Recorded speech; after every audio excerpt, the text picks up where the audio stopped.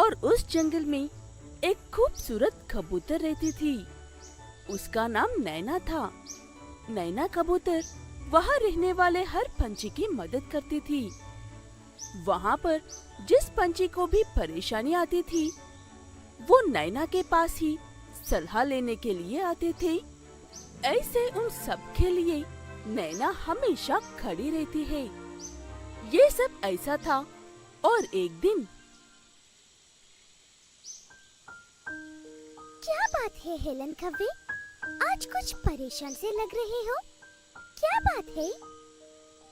आज मेरा जन्मदिन है, लेकिन मेरे पास पैसे नहीं है।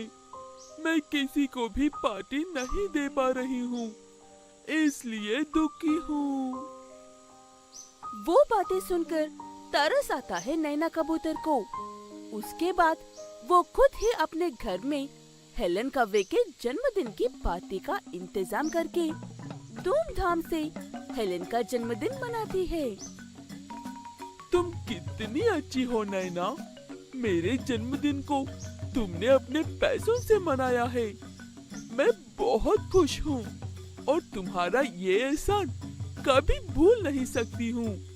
तुम हमेशा दूसरों को खुश करती हो, इसलिए तुम्हारे साथ भी अच्छा ही होगा। ये कहते हुए वहाँ से खुशी खुशी अपने घर चली जाती है हेलन कव्वे। ऐसे कुछ दिनों बाद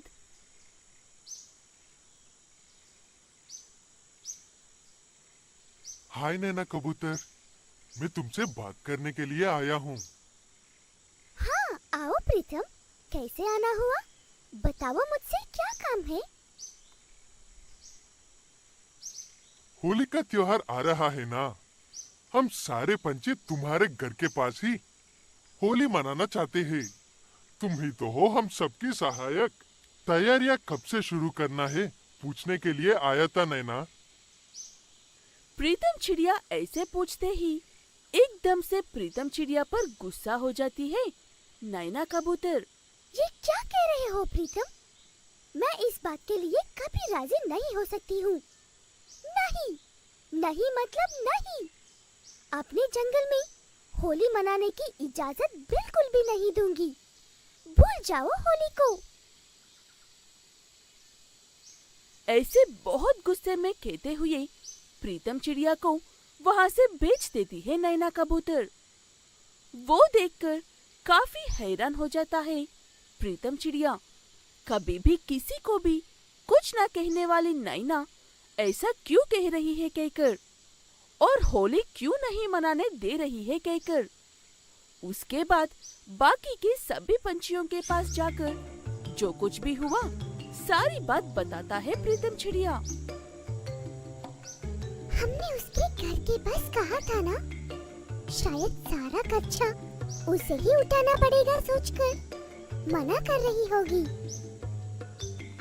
मुझे भी ऐसा ही लग रहा है, शायद सारे काम की जिम्मेदारी उसी पर पड़ेगी सोचकर मना कर रही होगी। नैना कभी भी ऐसा नहीं सोचती है। वैसे भी ये बात मुझे बताने की क्या जरूरत है, तुम सब जानते हो ना उसकी अच्छाई। बिना किसी मतलब के बारे में जन्मदिन को इतने शानदार तैयारी से क्यों करती फिर?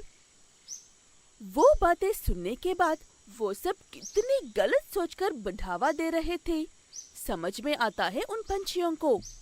तब प्रीतम चिड़िया, हमें माफ कर दो हेलन कव्वे, तुम सच कह रही हो। सब मिलकर जाकर नैना कबूतर से बात करते हैं। असल में होली क्यों नहीं मनाना चाहती है। ऐसे कहते हुए सब मिलकर नैना कबूतर से बात करने के लिए जाते हैं और उसे बड़े प्यार से पूछते हैं कि वो क्यों मना कर रही है। तब नैना कबूतर रोते हुए ऐसा कहती है, मैंने मेरे दोनों बच्चों को इस होली के दिन ही खो दिए थे।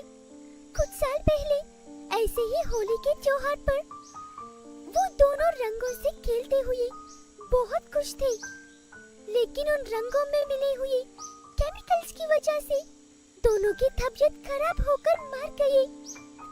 ऐसी परिस्थिति फिर किसी पर नहीं आनी चाहिए, इसलिए मैं होली के लिए मना कर रही हूँ। ऐसे रोते हुए अपने अतीत की बातें बताती है नैना कबूतर। वो सुनकर सबको दुख होता है, लेकिन प्रीतम हिम्मत जुटाकर नैना का डर उन रंगों पर से हटाने के लिए एक बात कहता है। तुम्हारा डर और दुख हमें समझ में आ रही है नैना कबूतर। वो सुनकर हम सबको भी दुख हुआ, लेकिन होली का मतलब सिर्फ एक दूसरे को रंग लगाना नहीं है। हर किसी की जिंदगी में हर ख्वाहिश पूरी होना चाहिए कहकर प्रार्थना करना है। इसीलिए रंग लगाकर सबको ब्लेस करते हैं। लेकिन ये बात ही सच ही है नैना कबूतर। हमें केमिकल से बने हुए रंग बिल्कुल भी इस्तेमाल नहीं करनी चाहिए।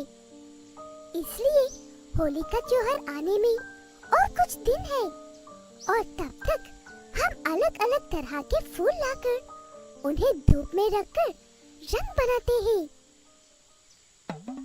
तब वो एक स्वस्थ का होली का त्योहार होगा ना। हा हा हा। वो बात सुनकर नैना भी मान जाती है। ऐसे सब मिलकर खुद से रंग बनाकर अच्छे से होली का त्योहार मनाते हैं।